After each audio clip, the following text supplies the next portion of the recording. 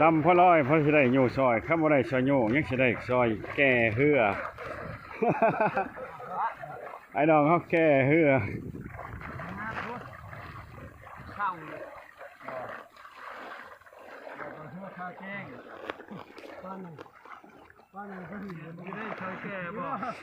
บ้านน่ะจะไปหื่นอยู่คนนั้นก็เป็นคนนั้นเอามือทับเขาต้องยังบ่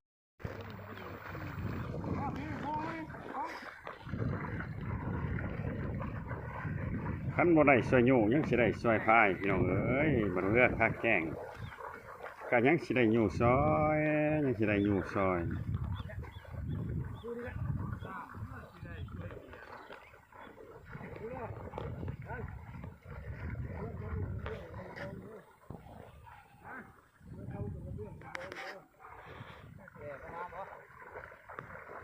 วิธีชาวบ้าน